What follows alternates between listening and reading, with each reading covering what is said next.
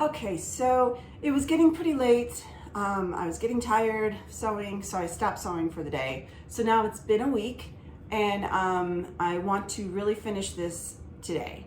The thing is, this has been in my office all week, and I've been looking at my welt for my pocket, which yes is in the wrong spot. Okay, whatever. Even if the welt was in the right spot, I don't think I like this black stripe kind of just randomly on my coat. So I'm not going to do anything about it. I'm going to wait until the end because I also have the black sleeve bands, and maybe it'll look more together. Maybe it'll look like it's supposed to be there with the black sleeve bands. If I don't like it though, I think I am going to get rid of my welt. I don't know. I don't think it's a big deal since this isn't really a winter coat type of thing. I don't think not having a welt is going to be a big deal. But I'm going to wait to see how it looks in the end.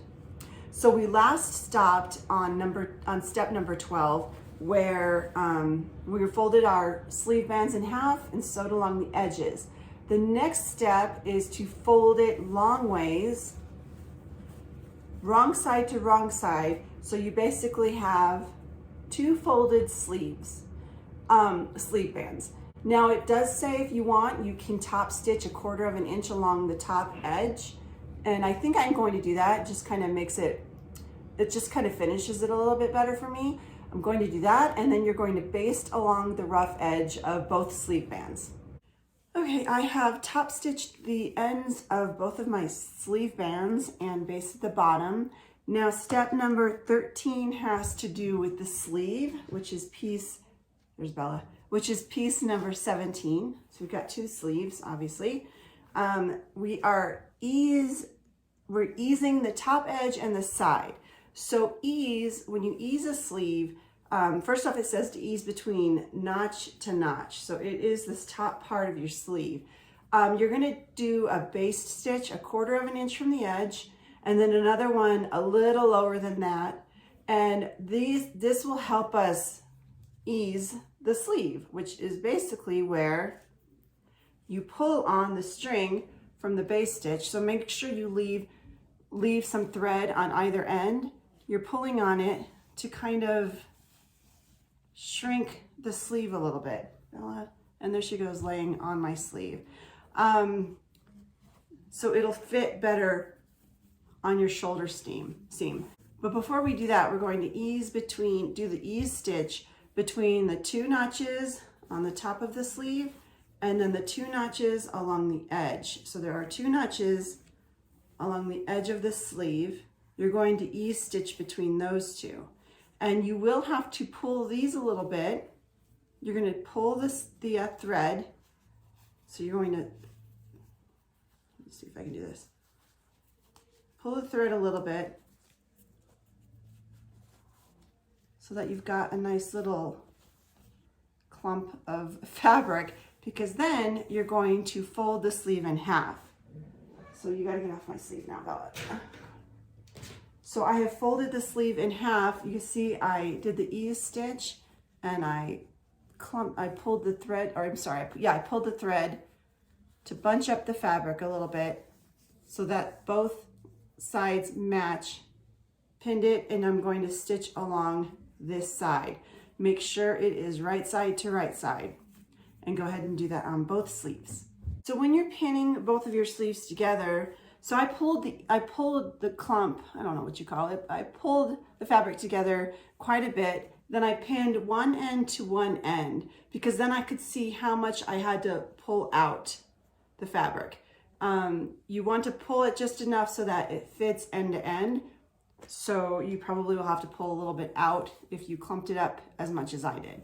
So I basically folded it in half, pinned it, and now I'm going to sew along both edges. Another thing I did, I actually basted this stitch only because I know that the sleeve band is going to have to match up with the bottom of the sleeve. So I just wanted to make sure that it was the right size, basically. And it does look like it'll fit. So I'm going to go back and restitch it. But I do that a lot. I will baste something just to make sure it fits. If you've seen my other videos, I always baste all the side seams and everything, and then go make sure it fits okay, and then I go back on a regular stitch. I did not do it on this one because I have made this jacket before, so I knew where I needed to be. But that's just a tip I find really useful. When you baste something, it's easy to pull it out. So if you screw up or if you need to tighten it or loosen it, you can easily pull that stitch out. So that's why I basted this first, and I'm just gonna go back over it with a regular stitch. Okay, next step is number 14, and you are going to be taking your armband and placing it over the right side of your sleeve. So turn your sleeve right side out, put the armband at the very end of it, so you've got the basted edge of the armband up against the edge of the sleeve. And you're going to stitch along here. Now you're going to want to make sure the seams of the armband and the sleeve match up. So what I did was I basted right along where the seam is, and then I could flip this up and make sure that the two line up. I actually did it once and it was way off, so I had to pull the basting stitch out and redo it. When I got it right, then I went ahead and I basted around the whole sleeve. That way, then I opened it up, and I wanted to make sure that there's no puckering or anything, because it's a tight sleeve. It wouldn't fit around my sewing machine. So I had to sew it like this. It was a big pain. But anyway, that's why I basted it. So then I wanted to make sure it looked okay. Then I re-sewed it. And now you flip it right side out. So now you've got your sleeve band. Go ahead and iron it down. Now the next, number 15, says you can go ahead and top stitch right along the edge here if you want. But honestly, I don't know if I'm even gonna be able to do that. Like I said, this won't fit along my sewing machine here. The little arm thing right there. So it's gonna be a pain to just top stitch it. So I think I'm just going to skip that step, and we move on to step number 16. In step number 16, we are sewing the sleeve onto the jacket. Now you're gonna turn your jacket to the wrong side, so wrong side out, and then you're going to keep your sleeve right side out, and you're just going to place it right inside the jacket. Now this does get confusing. So your sleeve is correct side out on the inside of your jacket. So you can see here, there's my sleeve. This is the wrong side of the sleeve, the wrong side of the coat. So the sleeve's in there. You're gonna know you have the right side because you're gonna match up your notches down on the bottom. One side, there are 2 notches. The other side, there's 1. So that's how you're going to know you've got the sleeve on the right side of your coat. Now you are going to have to ease the top of your sleeve by pulling on the strings a little bit, bunching it up together to make it fit, and then you're just going to pin it around. Now, I don't have a dot on the top here. You do have to match your dots and your bottom notches. So what I do, I pin the 2 notches down here. Then I've got the top up here.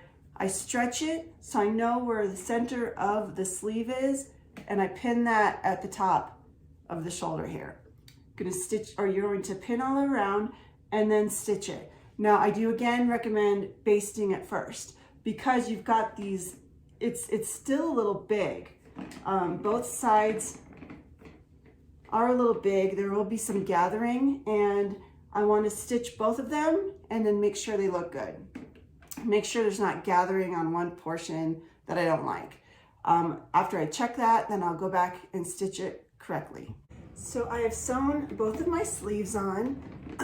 I basted them, turned them right side out. They looked fine. I re-sewed them.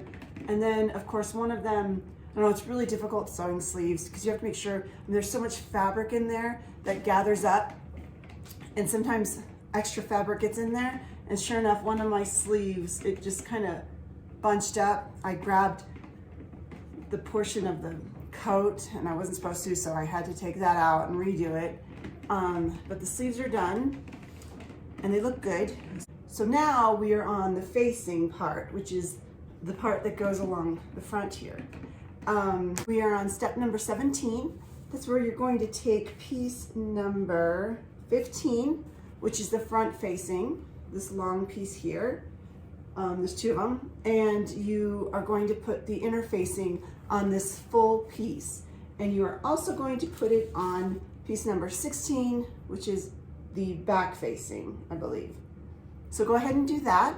After you put the inner facing on, we're going to stitch the shoulder seams from both facings together.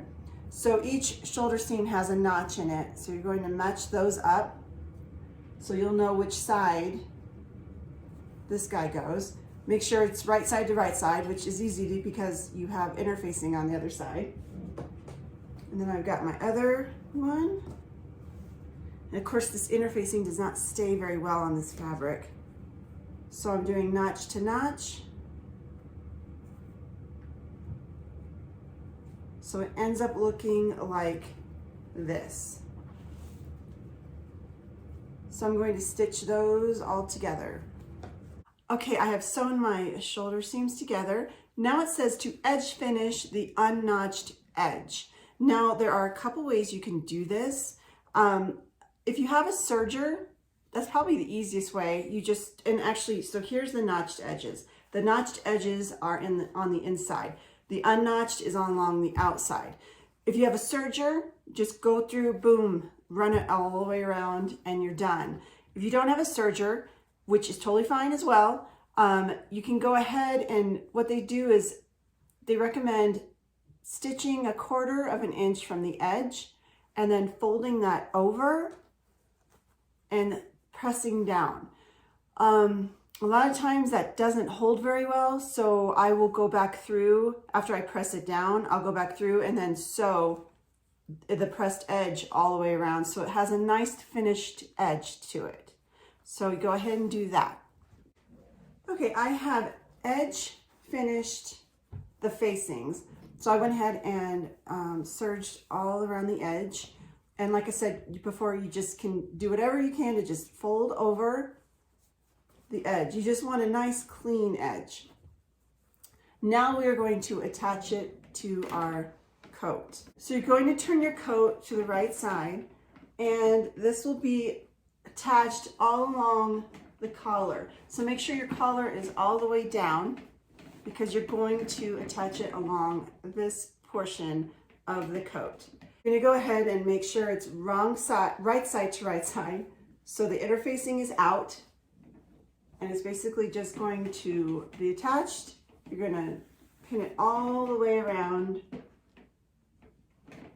and then we'll sew it on. Okay, so I have pinned this on my coat. I did this all weird. So the back seam, the back 2 notches match up to the center part of the coat. Go around and then make sure these corners match up because you're going to obviously turn it all inside out. And then I've pinned it all the way down. So you're going to sew all the way around, and you're also going to sew the bottom part of the facing. You're going to sew the bottom part of the facing to the bottom of the coat, because then you're going to turn it all around. Now, one way I recommend sewing this is starting from the top, behind in the back, and then going down one side, and then going back to the top and going down the other side. Because as you know, I'm sure you know, we start sewing, it all starts kind of benching up and moving, and that way you don't get it all bunched up on one side. It kind of helps spread it all out. So it is pretty late now, and I guess I didn't get it done for the day, so I'll have to come back tomorrow. Okay, I'm back, and I really want to finish this coat. It's not like it's taking very long. It's just that, I don't know, the finishing always seems to take longer than anything else.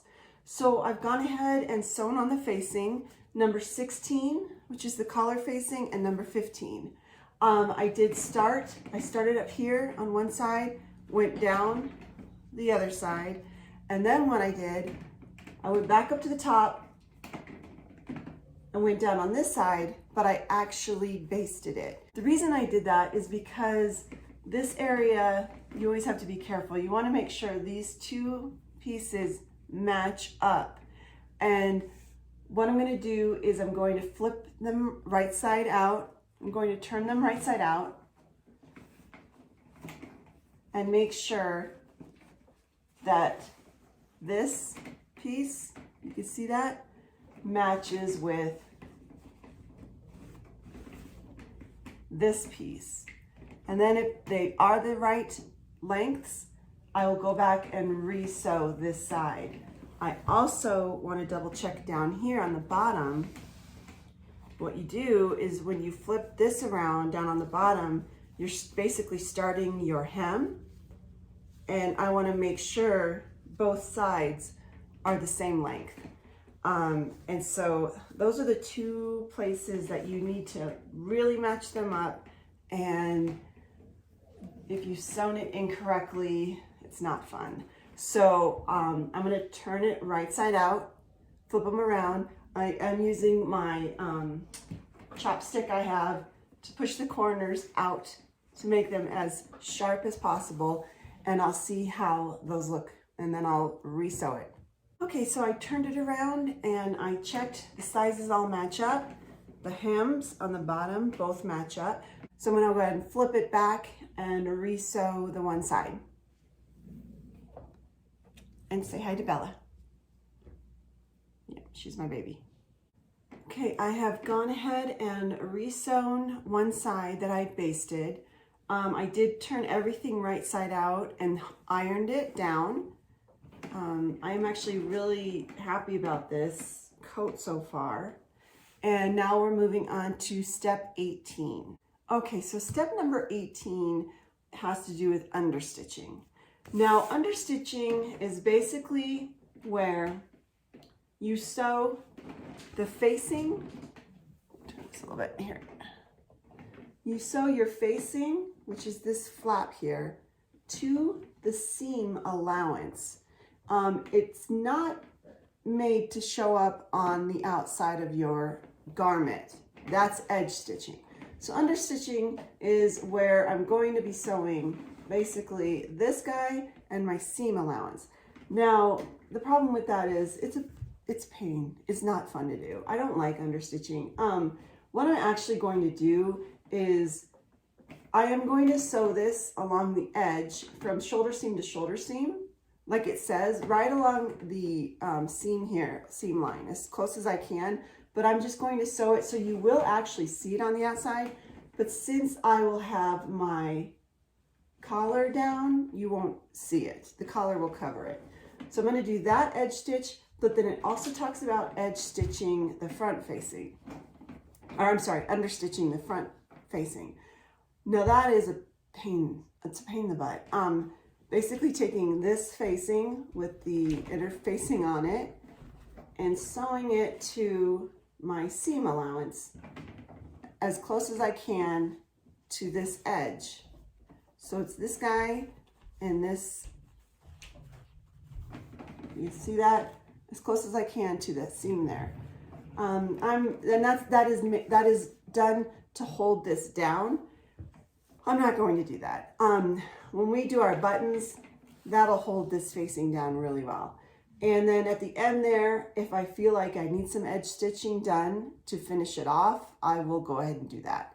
So I am going to do the understitching up here, like I said, but not make it so it is going to be visible from the outside, but then again, the collar will cover that. So that's step 18. Hi again. So it has been another week. I didn't get it done last weekend like I thought I would. I don't know, I just got distracted. Sometimes when I just don't feel it, it's hard to continue. I do like this material. I had to lift up my mannequin really high so you don't see the top of it. My mannequin keeps sliding down. But this pocket thing is irritating me. I know what a pain in the butt that's gonna be to have to fix it when I'm done. And putting the buttons on, I don't know. I'm going to make myself finish this. So the fabric I do love, but it doesn't stay creased very well. What I'm hoping is when the buttons are in, it will keep it at the right area. I don't know what I'm trying to say. It'll keep it creased enough to hold its shape. After you've done the understitching on step number 18, you're going to turn everything inside, everything right side out.